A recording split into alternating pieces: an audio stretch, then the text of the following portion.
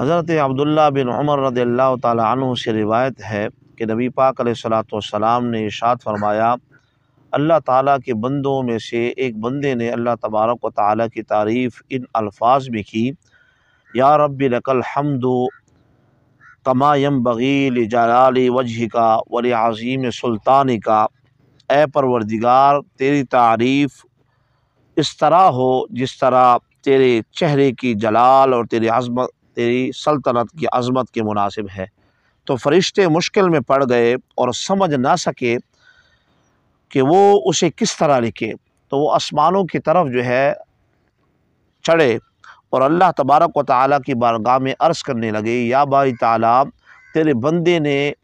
ان ایسے الفاظ کے ساتھ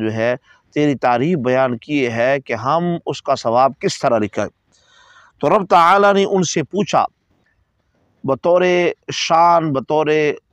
اس بندے کی عظمت کو ظاہر کرنے کے لیے، وگرنہ اللہ تبارک و تعالیٰ تو ہر بندے کو ہر حال ہر آن دیکھ رہا ہے، تو فرمایا کہ میرے بندے نے کیسی تعریف بیان کی، وہ جملے میرے سامنے ذرا آپ بھی ادا کرے۔ تو فرشتوں نے کہا، انہوں نے اس شخص نے ایسی تعریف بیان کی،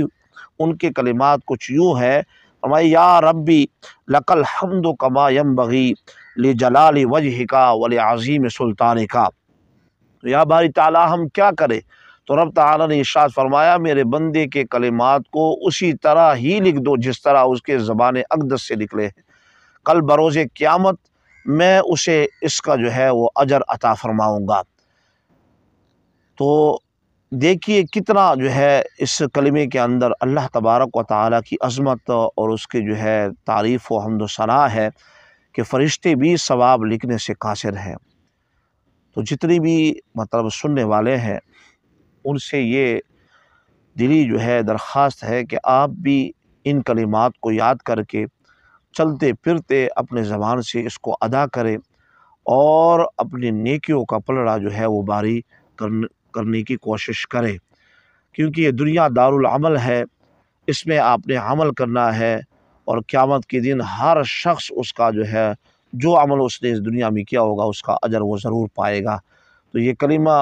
کلمات اتنے مشکل نہیں ہے، لیکن فرشتے بھی لکھنے سے قاصر ہے اس ثواب کو۔ جو بندہ دل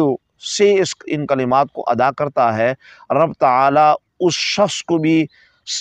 ثواب وہ اپنی طرف سے اسے عطا فرمائے گا۔